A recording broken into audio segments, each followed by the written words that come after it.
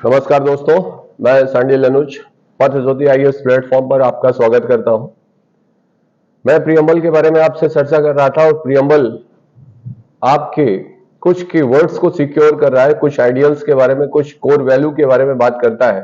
पहला जो है वो जस्टिस के बारे में बात करता है, दूसरा जो है वो इक्वालिटी के बारे में बात करता है और तीसरा जो है वो आपके लिबर्टी के बारे में बात कर रहा है। और इस कॉन्स्टिट्यूशन के द्वारा इन कोर वैल्यूज को, इन फिलोसफीज को, इन दर्शन को, इन आइडियल्स को क्या किया जाएगा? सिक्योर किया जाएगा। जस्टिस क्या है? What is a justice? न्याय या समता, स्वतंत्रता और बंधुत्व में समन्वय स्थापित करती है। यानी न्याय वह है जो लिबर्टी में, जो फ्रीडम में, जो इक्वालिटी में और जो फ्रेटर्निटी में कोऑर्डिनेशन इक्वेट करता है, जो बैलेंस करता है, वह आपकी न्याय कहलाती है। इसी के माध्यम से यानी bye the way of justice सामाजिक, राजनीतिक और आर्थिक न्याय प्राप्त कर सकते हैं। यानी सामाजिक, आर्थिक और राजनीतिक न्याय प्राप्त किया जा सकता है। वेलफेयर स्टेट का जो कॉन्सेप्ट है, ये सोशियो इकोनॉमिक जस्टिस के द्वारा ही अचीव किया जा सकता है और हमारा संविधान इस बात के लिए कमिट करता है कि bye the way of socio economic justice हमारे वेलफेयर कॉन्सेप्ट को अडॉप्ट किया जाएगा। So question is, what is a justice? न्याय क्या है? न्याय विभिन्न विधि शास्त्रियों के द्वारा जो है वो डिफाइन करने का प्रयास किया गया है। उसकी एक डेफिनेशन जो आपकी बेहतर है, जो मैं आपके सामने रखूंगा, अरिस्टोटल ने न्याय को बताया कि न्याय ऑब्स्ट्रैक्ट कॉन्सेप्ट है, न्याय डायनामिक कॉन्सेप्ट है, न्याय soul of the legal system है। न्याय के द्वारा ही आपके वेलफेयर स्टेट के कॉन्सेप्ट को जो है अचीव किया जा सकता है। न्याय दो तरीके की है अकॉर्डिंग टू द अरिस्टोटल, और उन्होंने दो तरीके की जो न्याय बताई है वो आपके डिस्ट्रीब्यूटिव जस्टिस और दूसरा जो है आपका वो रिफॉर्मेटिव या करेक्टिव जस्टिस है। रिफॉर्मेटिव या करेक्टिव जस्टिस यानी उन्होंने बताया कि किसी भी समाज में यदि समता है, इक्वालिटी है, तो वहां पे न्याय है। यानी न्याय को आपको देखना है कि किसी भी समाज में न्याय है या नहीं है, उसका जो कॉन्सेप्ट है वो आपको इक्वालिटी से देखना है। यानी आपको इक्वेट करना है। It is not almost similar और identical concept justice and equality, लेकिन काफी हद तक सिमिलर है और इसी से आपका जो कॉन्सेप्ट है वो क्लियर होगा।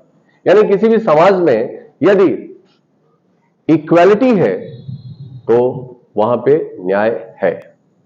पैरामीटर जो है, जो टेस्ट है आपके जस्टिस का, वो इक्वालिटी का कॉन्सेप्ट है। किसी भी समाज में यदि सामाजिक समता है तो वहां पे सामाजिक न्याय है, यदि वहां पे आर्थिक समता है तो आर्थिक न्याय है, और पॉलिटिकल यदि इक्वालिटी है तो पॉलिटिकल जस्टिस है। आपके प्रियम्बल के द्वारा इन्हीं तीन जस्टिस को एक ऑर्डर में, social justice, economic justice and political justice को अचीव किया जाएगा, सिक्योर किया जाएगा बाय दिस कॉन्स्टिट्यूशन। तो यहां पे अरिस्टोटल का जो कॉन्सेप्ट है वो समझ लीजिए। पहली चीज उन्होंने कहा कि जब भी आपको जस्टिस को देखना है, जस्टिस क्या है, जस्टिस को फील किया जा सकता है, एब्स्ट्रैक्ट कॉन्सेप्ट है, अमूर्त अवधारणा है। इसे यदि आपको देखना है तो कहां से देखोगे? आप इक्वालिटी से टेस्ट करोगे। यदि किसी भी समाज में इक्वालिटी क्या कर रही है? इंक्रीज कर रही है, इसका मतलब उस समाज में क्या हो रहा है? न्याय बढ़ रहा है। न्याय बढ़ेगा कब? जब उनके बीच में समता आएगी।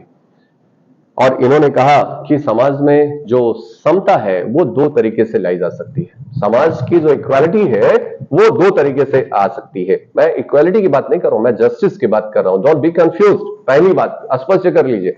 अभी ये अरिस्टोटल कहते हैं कि जस्टिस को मेजर करना है तो आपको इक्वालिटी को देखना होगा।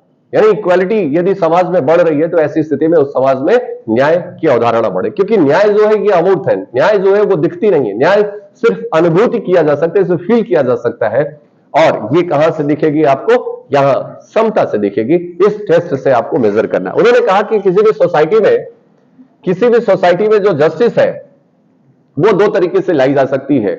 बोलो, यानी इक्वालिटी जो आप लेके आओगे ये दो तरीके से ला सकते हो। पहला जो तरीका है by the way of discrimination, यानी आप किसी के साथ क्या कर सकते हो? डिस्क्रिमिनेशन करके आप जस्टिस को ले आओगे। और दूसरा नॉन डिस्क्रिमिनेशन। दूसरा क्या है आपका?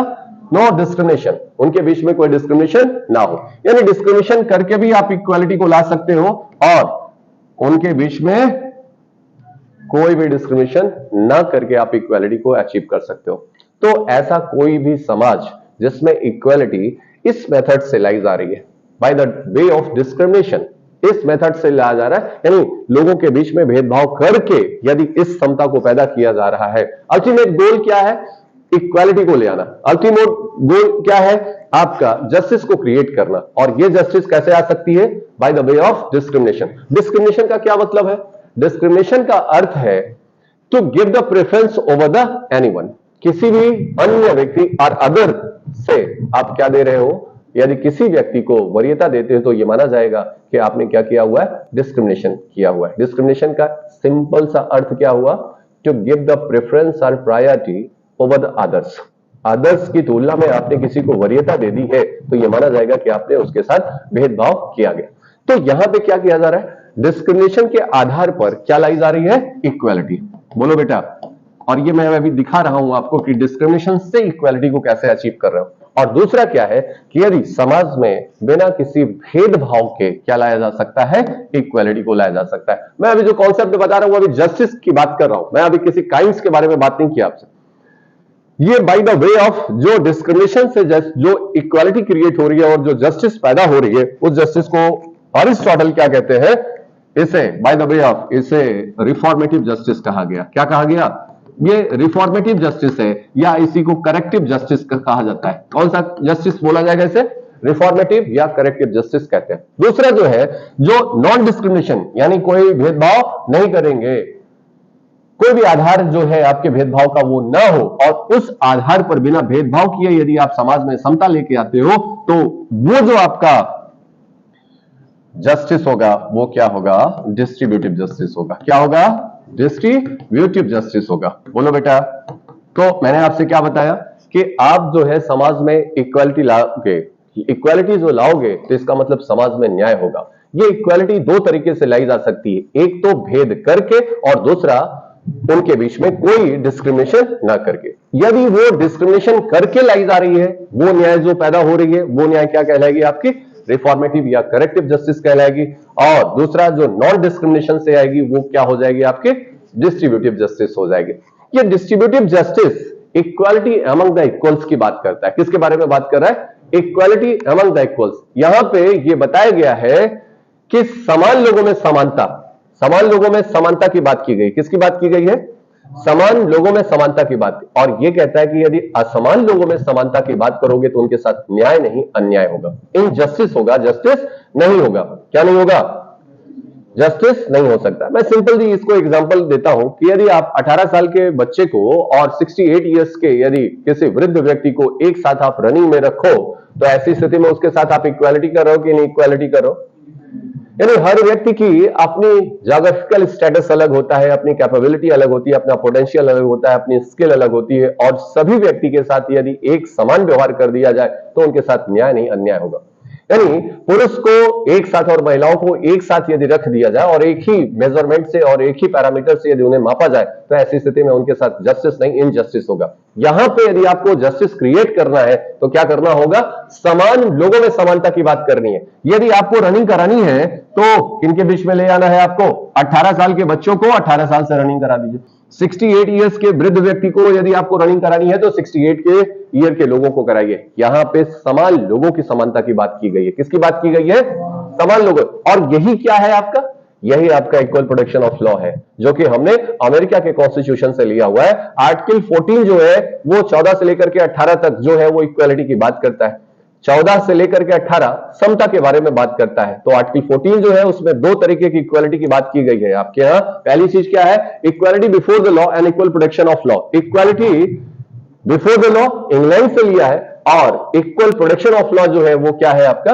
अमेरिका के कॉन्स्टिट्यूशन से लिया गया है। और यही इक्वालिटी बिफोर द लॉ जो है ये बात करता है किसकी? Equality among the equals. ये किसके बारे में बात कर रहा है? हमारे यहाँ की इक्वालिटी लिटरल सेंस में नहीं है, हमारे यहाँ की इक्वालिटी जो है इक्वालिटी अमंग द इक्वल्स की बात कर रहा है। यानी आप पुरुषों की बात कर रहे हैं तो पुरुषों में रखिए, यदि आप जो है महिलाओं के बारे में बात कर रहे हैं तो महिलाओं के बारे में बात करेंगे। बोलो भाई। यदि आप वृद्ध की बात कर रहे हो तो वृद्ध के बाद। मैंने आपसे क्या कहा कि सभी व्यक्ति की अपनी पारिस्थितिकी जो होती है, जो परिस्थितियां होती हैं, जो सर्कमस्टांसेस होती हैं, वो डिफरेंट होती हैं। इसलिए सभी के लिए समान कानून और समान विधि व्यवस्था स्थापित नहीं किया जा सकता है। और यदि समान लोगों में समानता का व्यवहार करोगे तो ये क्या माना जाएगा? आपका वितरणात्मक न्याय के बारे में बात करता है, इक्वालिटी एमंग द इक्वल की बात करता है, इक्वल प्रोटेक्शन ऑफ लॉ की बात करता है, जो कि ये डिस्ट्रीब्यूटिव जस्टिस को शो करता है। और ये कॉन्सेप्ट किसने दिया था? आपका अरिस्टोटल ने दिया था। किसने दिया था? अरिस्टोटल का कॉन्सेप्ट है ये, समान लोगों में समान व्यवहार, और इससे न्याय होगा, अन्याय नहीं होगा। और असमान परिस्थितियों में रहने वाले व्यक्तियों के साथ आप क्या कर दो? समानता की बात करो, तो उनके साथ न्याय होगा या अन्याय होगा? अन्याय होगा, इनजस्टिस होगा। मैं आपसे एक और एग्जांपल बताऊं। यदि आप अप्सपा का कानून आप लोगों ने पढ़ा हो, अप्सपा का कानून जो है वो नॉर्थ ईस्ट में लगा हुआ है। यदि वो कानून बिना किसी कारण के यूपी में लागू कर दिया जाए, वो कानून बिना किसी कारण के वो आपके बिहार में लागू कर दिया जाए, तो क्या ये आपके साथ जस्टिस है या इनजस्टिस है? उनकी परिस्थिति अलग है और हमारी परिस्थिति अलग है। उनके यहां वो कानून जो है वो एप्रोप्रिएट है और हमारे यहां वो कानून एप्रोप्रिएट नहीं है। बोलो, यदि उसी कानून को यदि through out the territory of India लगा दोगे तो क्या हो जाएगा? इनजस्टिस होगा। क्या हो जाएगा? इनजस्टिस हो जाएगा। मेरी बात आपको समझ में आ गई होगी। मैंने आपसे क्या कहा कि समान परिस्थितियों में रहने वाले लोगों के साथ कैसा व्यवहार करना है? आपको समान व्यवहार करना है, ठीक है ना? ये है आपका क्या? वितरणात्मक न्याय। ये क्या कहता है? आपका डिस्ट्रीब्यूटिव जस्टिस के बारे में बात करता है। Equality among the equals, equal protection of law. ये क्या है आपका? Equal protection of law. और यहां पे क्या नहीं करना है? अब जो समान परिस्थिति में लोग हैं उनके साथ कोई डिस्क्रिमिनेशन नहीं करना। There is no any discrimination at all. यहां पे on the basis of race, religion, caste, place of birth, descent, इन सारे आधारों पर आप उनके बीच में कोई भेदभाव नहीं करेंगे। यह क्या हुआ? Non discrimination. यहां पे बिना भेदभाव किए हुए क्या लाई जा रही है? समता लाई जा रही है। क्या लाई जा रही है? और समता लाई जा रही है, इसका मतलब उस समाज में क्या पैदा किया जा रहा है? जस्टिस। क्या लाया जा रहा है? आपका जस्टिस। ये मैं कॉन्सेप्ट बता रहा हूं, ये कॉन्सेप्ट आप अपने पहले दिमाग में रख लीजिए। ये कीवर्ड्स है। जस्टिस यदि आपको समझ में आ गया तो सारी की सारी चीजें आपको समझ में आ जाएंगी, बाकी उनके काइंड्स के बारे में। दूसरी चीज मैं आपको बता रहा हूं, डिस्क्रिमिनेशन करके इक्वालिटी को लाया जा रहा है। क्या लाया जा रहा है? और इसका जो सबसे बेस्ट एग्जांपल है वो रिजर्वेशन का है। कौन सा है? यानी यहां पे जो करेक्टिव जस्टिस या रिफॉर्मेटिव जस्टिस की बात की गई है वो आपका रिजर्वेशन है। मैं अक्सर ये एग्जांपल देता हूं कि आपके यहां जनरल की सीटें हैं, बोलो बेटा, ओबीसी है आपकी, और फिर क्या है आपका? एससी है, और क्या है? एसटी।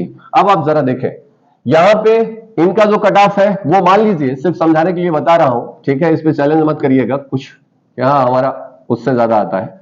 ये 200 है, 200 मार्क्स का है। इनकी कट ऑफ में 10 नंबर रखता हूं कम, 190 है, और ये 180 है, और ये कितना है आपका? 170 है।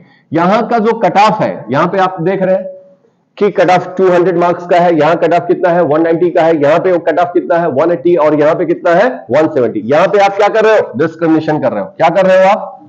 डिस्क्रिमिनेशन आपने कर दिया हुआ है। इसका मतलब एसटी का जो कैंडिडेट होगा, एसटी का जो स्टूडेंट है, वो 170 नंबर पाने के बाद भी वो क्या करेगा? प्रीलिम्स को क्वालिफाई करेगा। बोलो बेटा, यहां पे आपने क्या किया हुआ है? अंतर किया है। यहां पे क्या किया है? आपने डिस्क्रिमिनेशन किया हुआ है।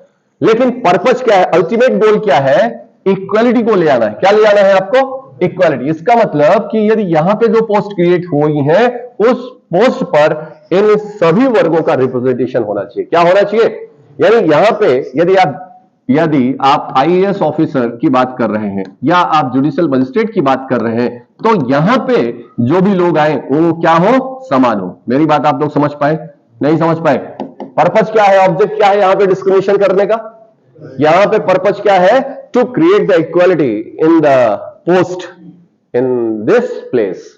मेरी बात आप सोच पाए? इसका मतलब आपके यहाँ का जो यूपीएससी ऑफिसर, जो भी आपके यूपीएससी के अंतर्गत सेलेक्ट होकर के जाए, वहां पे हर वर्गों का क्या होना चाहिए? रिप्रेजेंटेशन होना चाहिए। वहां पे क्या होनी चाहिए? समानता होनी चाहिए।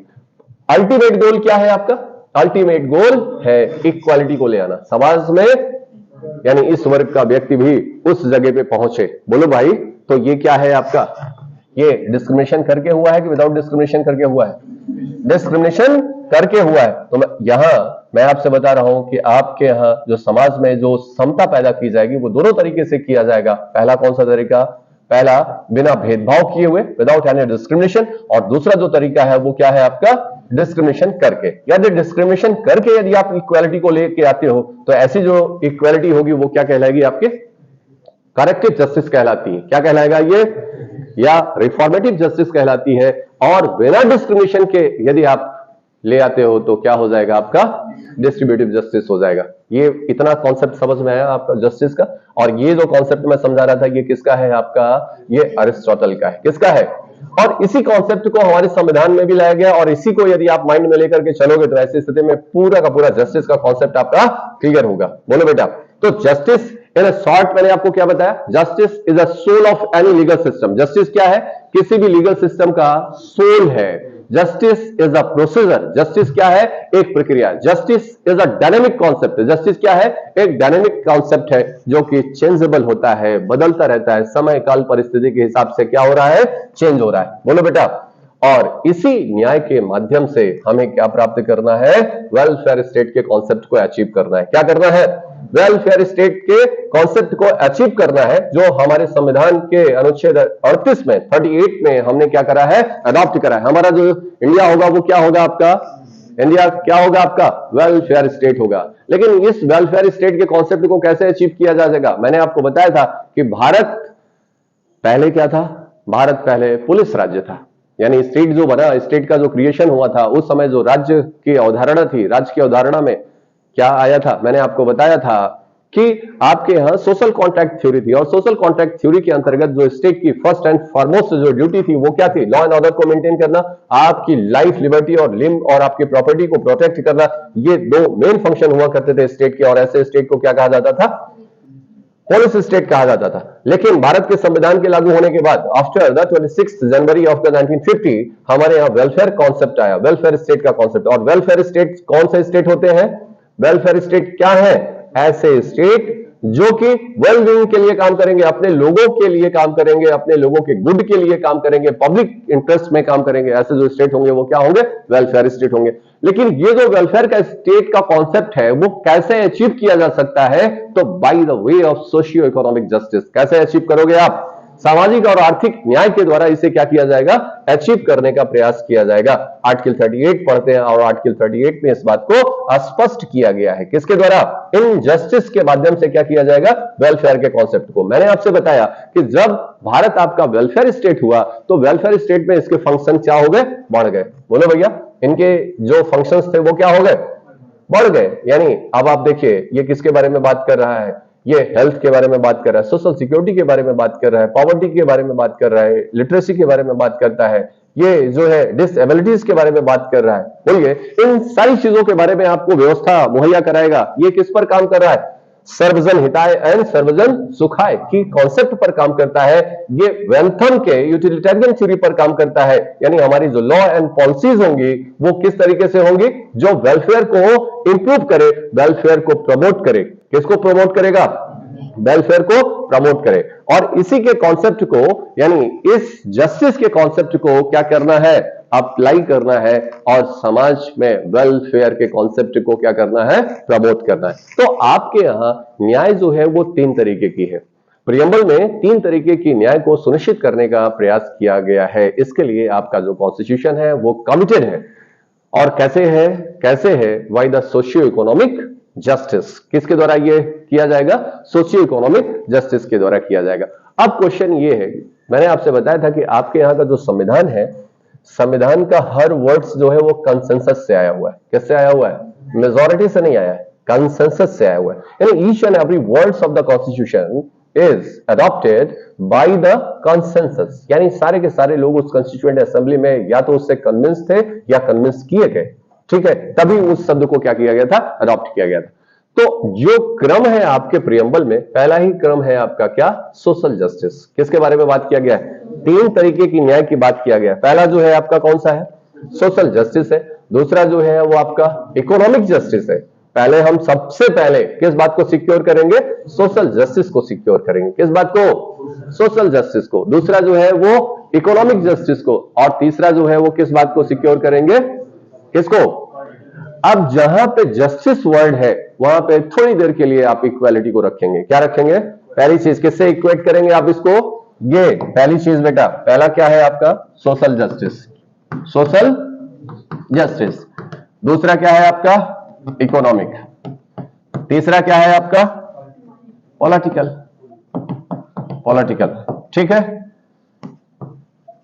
अब यहाँ पे जो जस्टिस है और इस जस्टिस को आप किससे इक्वेट करोगे, किससे रिप्लेस करोगे? इक्वालिटी से। किससे करोगे आप? इक्वालिटी। इसका मतलब जहां पे भी सोशल इक्वालिटी है, जहां पे भी सोशल इक्वालिटी है वहां पे सोशल जस्टिस है, जहां पे इकोनॉमिक इक्वालिटी है वहां पे इकोनॉमिक आपके जस्टिस है, और जहां पे पॉलिटिकल इक्वालिटी है वहां पे उस समाज में क्या है आपका?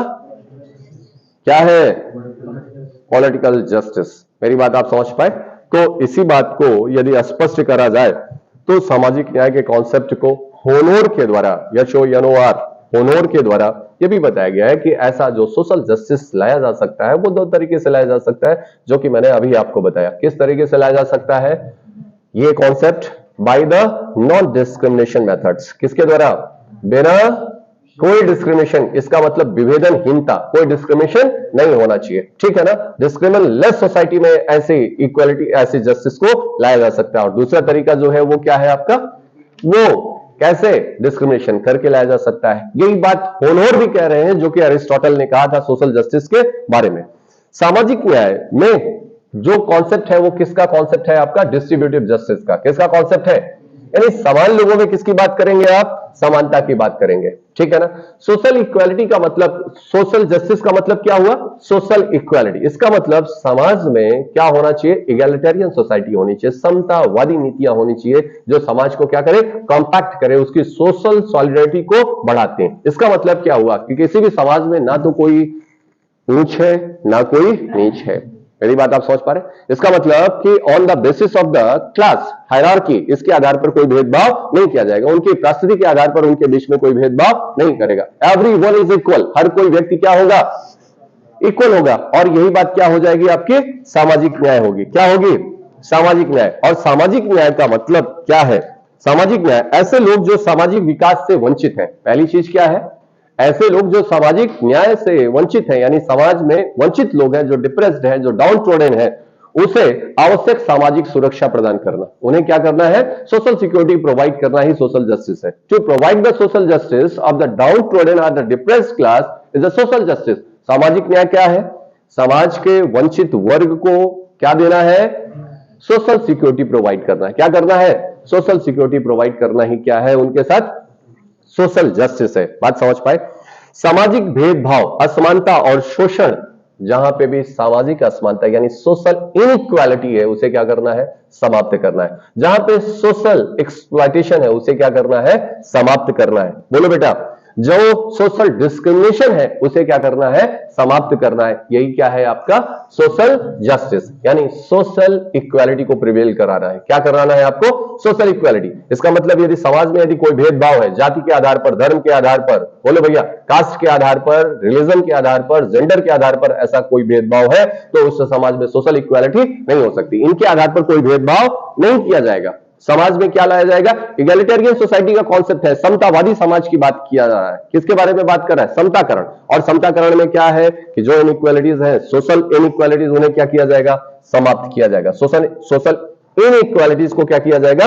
समाप्त किया जाएगा। यदि उनका एक्सप्लॉयटेशन है तो उस एक्सप्लॉयटेशन को क्या किया जाएगा? समाप्त किया जाएगा। यदि कोई डाउन ट्रोडन है या कोई डिप्रेस्ड है या कोई अंडर प्रिविलेज्ड लोग हैं, उन्हें क्या किया जाएगा? सोशल सिक्योरिटी मुहैया कराना ही क्या होगा आपका? इस संविधान का लक्ष्य होगा, यानी सामाजिक न्याय दिलाना होगा। मेरी बात आप लोग समझ पाए? इसका मतलब समाज के वंचित वर्ग, शोषित वर्ग को क्या दिया जाए? सामाजिक सुरक्षा प्रदान करना ही सामाजिक न्याय। और ये कैसे होगा? Bye the way of constitution. ये कैसे पैदा करेंगे आप? इस संविधान के द्वारा। यह संविधान इस बात को सुनिश्चित करेगा। और आज की डेट में आप देखिए कि हमारे यहां जो बातें की जा रही हैं वो किसके बारे में बात किया जा रहा है? हमारे वेलफेयर स्टेट के द्वारा सोशल इक्वालिटी को लाया जा रहा है, सोशल सिक्योरिटी को तैयार किया जा रहा है। इसका मतलब सोशल जस्टिस किया जा रहा है। आज आप देखिए आपका जो समाज है और इस संविधान के द्वारा जो विधियां बना करके क्या बात की जा रही है?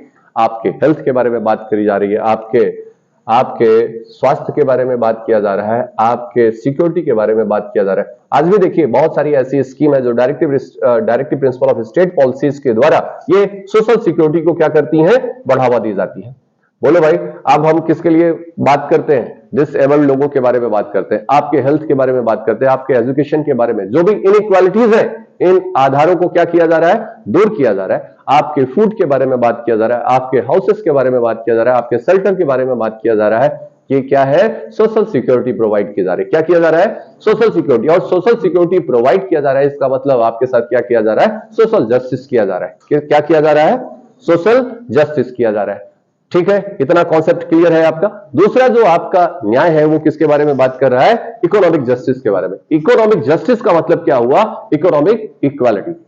यदि ये माइंड में रखेंगे आप कीवर्ड्स, मैं आपको बार बार कहता हूं कि equality and justice is not identical term, ये आइडेंटिकल नहीं है, लेकिन ये आपको समझने के लिए क्या होंगे? बहुत ही हेल्पफुल होंगे यदि आप इस माइंड को और इस कॉन्सेप्ट को लेकर के चलेंगे। सोशल जस्टिस और इकोनॉमिक जस्टिस। इकोनॉमिक जस्टिस क्या है? इकोनॉमिक इक्वालिटी, जो इनइक्वालिटी है उसे समाप्त किया जाए, यानी अर्थ के आधार पर जो भेदभाव किए जाएंगे यदि उन्हें समाप्त किया जाए तो ये क्या होगा? आपका इकोनॉमिक जस्टिस होगी। अर्थ के आधार पर किसी के साथ कोई डिस्क्रिमिनेशन नहीं किया जाएगा, इकोनॉमिक ग्राउंड्स पर किसी के साथ कोई डिस्क्रिमिनेशन नहीं किया जाएगा, और कोई भी व्यक्ति न्याय से वंचित नहीं रहेगा on the basis of economic. मैं आपके कुछ एग्जांपल बता रहा हूं, इसके लिए बहुत सारे जो आपकी स्कीम्स आपके कॉन्स्टिट्यूशन के द्वारा लाई गई, बहुत सारे ऐसे प्रोविजंस जो लॉज के द्वारा बनाए गए जहां से इकोनॉमिक इक्वालिटी को बढ़ावा मिला, जो प्रमोट करता है आपके इकोनॉमिक इक्वालिटी को। और उसमें जो पहला लॉ है आपका, वो जो मिनिमम वेजेस एक्ट के बारे में बात करें। किसके बारे में बात करें? मिनिमम वेजेस एक्ट जो है ये क्या बताता है? इकोनॉमिक इक्वालिटी को प्रमोट करता है, इकोनॉमिक इक्वालिटी, इकोनॉमिक जस्टिस को प्रमोट करता है। बोलो बेटा, जो भी आपके फार्मर्स रिलीफ, जो डेट रिलीफ एक्ट पास किए गए हैं, वो क्या है? आपके इकोनॉमिक जस्टिस को बढ़ावा देते हैं, आर्थिक रूप से न्याय प्रदान करते हैं। जो आपके मिनिमम वेजेस एक्ट हैं, इक्वल वेजेस एक्ट हैं, लेबर लॉज हैं, जो आपके इनकम टैक्स लॉज हैं, ये किसको बढ़ावा दे रहे हैं? आपके जो लैंड रिफॉर्म्स लॉज हैं, ये किसको बढ़ावा दे रहे हैं? आपके इकोनॉमिक जस्टिस को। किसको बढ़ावा देते हैं? अब जरा देखिए आप, मैं एक एग्जांपल से समझाता हूं आपको। जो इनकम टैक्स है उसके आपके यहां देखिए कि इनकम टैक्स में आपके यहां क्या है? आपके स्लैब्स बने हुए हैं। क्या बने हुए हैं? स्लैब्स बने हैं, यानी 5%, यानी इतने लाख रुपए वाले, मान लीजिए 2.5 लाख रुपए, मैं समझा रहा हूं, ठीक है, डेटा आप कलेक्ट करिएगा। मान लीजिए कि 2.5 लाख की बात कर रहा है, तो कह रहा है कि ये जो है टैक्स फ्री है, ठीक है, इन्हें टैक्स पे नहीं करना होगा। आपको मैं सिर्फ समझा रहा हूं, ठीक है, समझने के लिए आप गणित समझिए आप जरा, कि इक्वालिटी कैसे ला रहा है टैक्स के स्लैब को ला करके। कह रहा है कि 5 लाख रुपए जो एनुअल जिसकी इनकम है वो कितना देंगे? 5% देंगे। ठीक है भैया, मैं फिर से स्पष्ट कर दूं, ये डेटा करेक्ट नहीं है, इस डेटा सिर्फ समझाने के लिए बता रहा हूं, ठीक है ना। जो 10 लाख रुपए तक का एनुअल इनकम रखने वाले हैं वो 10% देंगे। कितना देंगे? 10% देंगे। बोलो भैया। या जो 50 लाख रुपए तक की इनकम रखने वाले हैं वो कितना देंगे? 20% देंगे। और जो 1 करोड़ रुपए या उससे ऊपर कमाने वाले हैं वो कितना देंगे? आपके 30% देंगे। बोलो बेटा, इसका मतलब आपसे आपकी इनकम के आधार पर जो आपसे टैक्स लिया जाएगा वो as per or according to your income लिया जा रहा है। किसके आधार पर लिया जा रहा है? इनकम के आधार पर लिया जा रहा है। मैं और बता दूं आपको, समझ लो भैया तुम लोग थोड़ा सा गणित में। पहले 10 लाख रुपए तक मान लीजिए कितना परसेंट लिया गया? मान लो 10%। कितना परसेंट? 10% टैक्स लिया जाएगा 10 लाख तक। जो आपका 1 करोड़ रुपए तक के लोग हैं उनसे 20% लिया जाएगा। जो 1 करोड़ रुपए 10 के ऊपर और 20 पर है तो कितना परसेंट लिया जा रहा है आपसे? और 1 करोड़ के जो ऊपर वाले हैं उनसे कितना लिया जाएगा? 30%। और इसी के बाद आपका स्लैब जो है वो रुक जाता है। स्लैब आपका क्या हो गया? रुक गया। तो आपने जो पैसा लिया, यानी जो गवर्नमेंट आपसे टैक्स ले रही है, 10 लाख रुपए वालों से कितना ले रही है? 10%। 1 करोड़ रुपए वालों से कितना ले रही है? 10 के ऊपर और 1 करोड़ तक का जो है वो कितना ले रही है? 20%। और 1 करोड़ से ऊपर वाले लेने से जो इनकम है उनसे कितना ले रही है? आपके 30%। आखिर जरा बताओ, ये आप डिस्क्रिमिनेशन कर रहे हो या नहीं कर रहे हो? डिस्क्रिमिनेशन हो रहा है कि नहीं हो रहा है? हो रहा है। यदि सारे लोगों से आपने 30% लिया होता या 10% लिया होता तो इकोनॉमिक इक्वालिटी होती या इकोनॉमिक इनइक्वालिटी पैदा होती? क्या पैदा होती? आप जरा देखिए, देखा जाए, है ना, देख लीजिए। यानी 10 लाख रुपए तक मैं कमा रहा हूं, ठीक है, 10 लाख रुपए तो मुझसे 10% ले लिया, 1 लाख रुपए। बोलो भाई, तो मेरे पास जो बचा वो अमाउंट कितना बचा? 9 लाख रुपए। कितना बचा? 9 लाख। और मुझसे भी यदि 30% वसूला होता तो मेरे पास कितना बचता? कितना बचता? 7 लाख बचता। तो मेरा अमाउंट कम हो जाता कि ज्यादा हो जाता? कम या ज्यादा? कम हो जाता। जो 1 करोड़ रुपए कमा रहा है, 1 करोड़ तक 20 वाला, और 1 करोड़ या एक उससे ज्यादा कमाने वाला 30% दे रहा है। यानी 1 करोड़ रुपए कमाने वाला है तो उससे मैंने कितना लिया? 30% लिया। 30% लिया तो कितना हो गया? 70 लाख बचा उसके पास। कितना? 70 लाख। बात समझ पाए बेटा? कितना? इसके पास 70 लैक्स और आपके पास जो बचा हुआ है वो कितना बचा हुआ है? 9 लैक्स। कितना? 9 लैक्स। यदि इससे आपने 30% लिया होता तो आपके पास 7 बचता, या इससे आपने 10% लिया होता तो इसके पास कितना बचता? 90 बचता। बोलिए जरा, ये जो डिफरेंस आ रहा है वो इसकी वजह से कम हुआ है कि नहीं हुआ है आपका? 30% और 10% के आधार पर ये कम हुआ कि नहीं हुआ? इससे आपने कितना लिया? 10%। ये कितना हो गया? 9 लाख रुपए। ठीक है ना?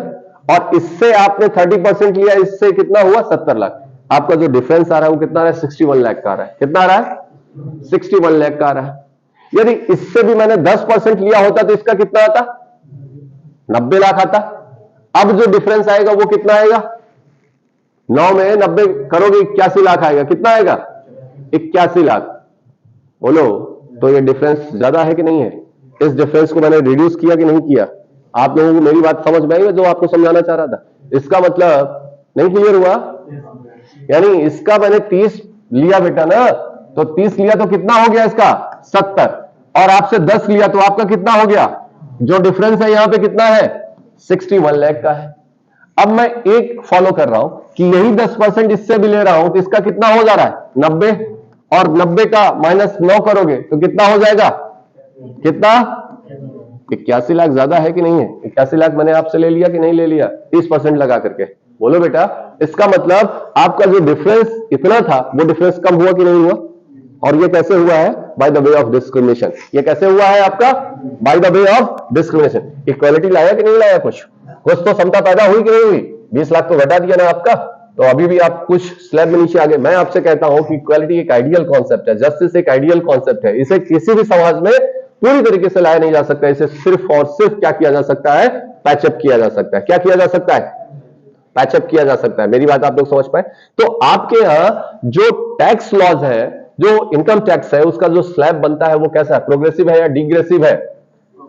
प्रोग्रेसिव है या डिग्रेसिव है? कैसा है? प्रोग्रेसिव है। क्या बात कर रहे हो यार?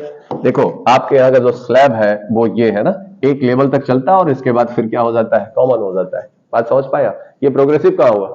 प्रोग्रेसिव तो ये हुआ कि ना, इनकम बढ़ रही है, लगातार टैक्स भी बढ़ रहा है।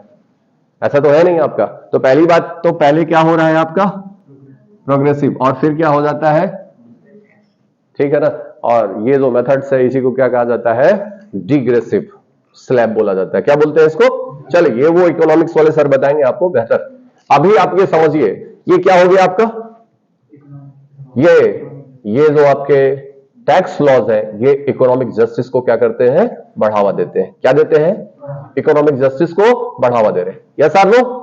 अच्छा, दूसरा चीज देखो बेटा, अर्थ के तौर पर मैं आपसे कह रहा हूं कि इकोनॉमिक ग्राउंड्स पर आपकी इक्वलिटी पैदा की जा रही। क्या पैदा किया जा रहा है? इक्वलिटी। और मैंने आपसे कहा कि सिर्फ हम पैचअप कर सकते हैं। क्या कर सकते हैं? पैचअप कर सकते हैं, पूरी तरीके से इसे समाप्त नहीं कर सकते। तो हमने थोड़ा सा तो रिड्यूस किया ना भाई। जो इतनी इक्वालिटी थी, थोड़ा बहुत तो लाया ना आपके पास। तो अब थोड़ा बहुत लाया, जिसका मतलब क्या हुआ? इकोनॉमिक जस्टिस हो रही है कि नहीं हो रही है? इकोनॉमिक जस्टिस, और इस लॉ के थ्रू हो रहा है। इसी तरीके से देखो, आपने क्या लाया? मिनिमम वेजेस एक्ट लाए। क्या लाया है आपने? मिनिमम वेजेस एक्ट लाते हैं आप। मिनिमम वेजेस एक्ट जो है ये क्या बता रहा है? आपके इकोनॉमिक जस्टिस को बताता है। यहां पे आपके द्वारा यदि कोई कार्य किया जा रहा है तो उसके लिए एक न्यूनतम वेतन आपको मिलेगा, एक न्यूनतम वेज दिया जाएगा, मिनिमम। बोलो बेटा, ऐसी स्थिति में आपकी जो आर्थिक व्यवस्था है वो सुदृढ़ होगी या नहीं होगी? आर्थिक व्यवस्था जो होगी वो सुदृढ़ होगी। यानी गवर्नमेंट ने ये फिक्स कर दिया है कि मनरेगा में काम करने वाला जो व्यक्ति है उसकी न्यूनतम मजदूरी जो है वो कितनी होगी? इतनी होगी। ये फिक्स कर दिया। पहले के समय में ये ऐसा नहीं होता था। पहले काम करवाया जा रहा है, आपको कोई 150 दे रहा है, कोई 200 दे रहा है, कोई 300 दे रहा है, और ऐसी स्थिति में आज की डेट में ये फिक्स कर दिया है, this is the minimum price, you have to provide, you have to give. आपको क्या करना होगा? इस लेवल पर देना ही होगा। तो हमारा जो आर्थिक स्तर है वो बढ़ा है कि नहीं बढ़ा है? बोलो बेटा, हमारा जो स्तर है वो बढ़ गया कि नहीं बढ़ गया? बढ़ा। और ये क्या है? इकोनॉमिक जस्टिस है या नहीं है? बोलो भाई, ये इकोनॉमिक जस्टिस को बढ़ावा दे रहा है। इसी तरीके से आपके यहां जो लैंड रिफॉर्म्स एक्ट है, क्या है बेटा? लैंड रिफॉर्म्स एक्ट है। हमने जमींदारी अधिनियम जो है वो लाया। ठीक है ना? जमींदारी को एबॉलिश करने के लिए हमने क्या लाया, लॉज लाए। बोलो, तो जमींदारी आपके पास क्या है, एक वेल्थ का कंसंट्रेशन है, आपके पास 500 बीघे हैं, आपको 800 बीघे है, आपके पास 1000 बीघे है, उसको हमने क्या किया, डिस्ट्रीब्यूट किया। क्या किया, डिस्ट्रीब्यूट किया। लॉ बना करके हमने इसे क्या किया, डिस्ट्रीब्यूट किया ऐसे लोगों के पास जिसके पास लैंड नहीं था, जो लैंडलेस लोगों थे उनको हमने आपकी जमीन को क्या कर दिया, लेकर के उसे दे दिया। यानी आर्थिक रूप से उसे क्या किया, मजबूत किया कि नहीं हुआ। यानी एक व्यक्ति जिसके 500 बीघे खेत थे और हमारे पास बीघे खेत नहीं थे, हमने उसकी जमीन को लेकर के यानी लॉ जो बना करके आपको जमीन दिया, तो आपके और उसके बीच में आर्थिक रूप से कुछ समृद्धता पैदा की। ये इकोनॉमिक इक्वालिटी लाया कि नहीं लाया। तो ये जो लॉ है आपके, वो क्या बता रहे हैं, आपके इकोनॉमिक जस्टिस को बता रहे हैं। इसी तरीके से आप देखिए पीआईएल का जो कॉन्सेप्ट आता है, पीआईएल के कॉन्सेप्ट में जो भी व्यक्ति आर्थिक रूप से निर्धन है, गरीब है, अशिक्षित है, अपंग है, जो कोर्ट में नहीं पहुंच पा रहा है, on the basis of the PIL वो अपने मामले को कोर्ट में ले जा पा रहा है कि नहीं ले जा पा रहा है। इसका मतलब अर्थ के आधार पर किसी को न्याय से वंचित नहीं किया जाएगा। बोलो भैया, इसका मतलब आपके पास पैसे नहीं है तो ये जरूरी नहीं है कि अब आप सुप्रीम कोर्ट में केस को फाइल नहीं कर सकते। वो क्या किया जा सकता है, पीआईएल का जो कॉन्सेप्ट था वो ये बताया ही था कि न्याय चला निर्धन की ओर, किसकी तरफ, यानी justice moves toward the poors, किसकी तरफ गया है, पुअर्स की तरफ से गया है। और ये सारी व्यवस्थाएं जो है वो किसके लिए है, आपके इकोनॉमिक जस्टिस। और ये कैसे पैदा हो रही है, आपके इस संविधान के द्वारा, किसके द्वारा, इस संविधान के द्वारा। यानी इक्वल वेजेस एक्ट है, मिनिमम वेजेस एक्ट है, जो लैंड रिफॉर्म्स एक्ट है, जो आपके लेबर रिफॉर्म्स एक्ट है, ये सब क्या बढ़ावा दे रहे हैं, आपके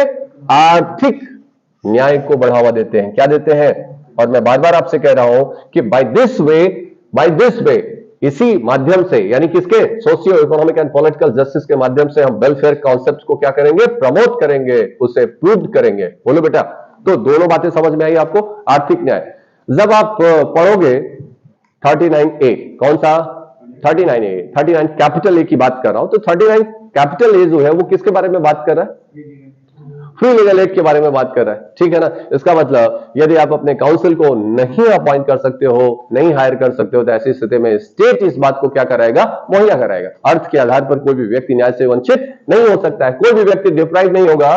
ठीक है, on the basis of economic.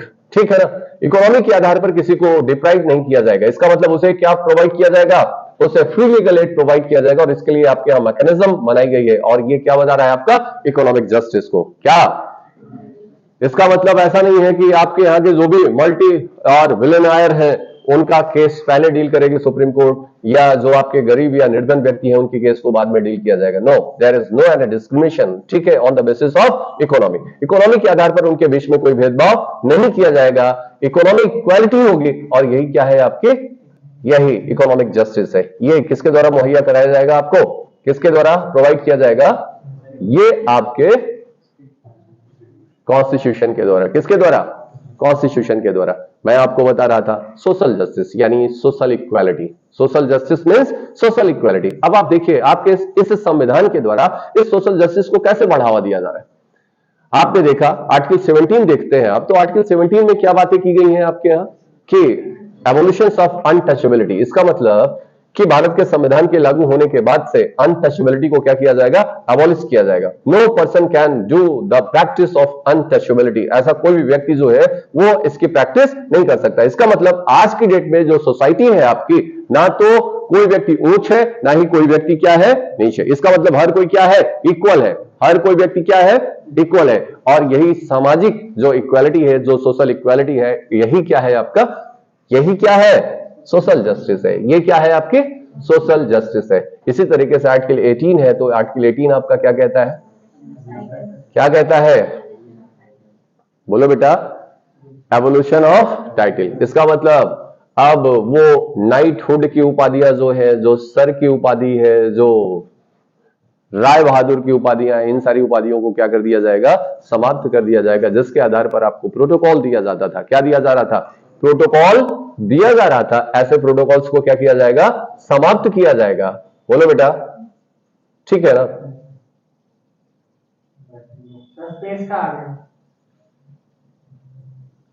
ठीक है, तो ऐसे प्रोटोकॉल्स को क्या किए जाएंगे, समाप्त किए जाएंगे।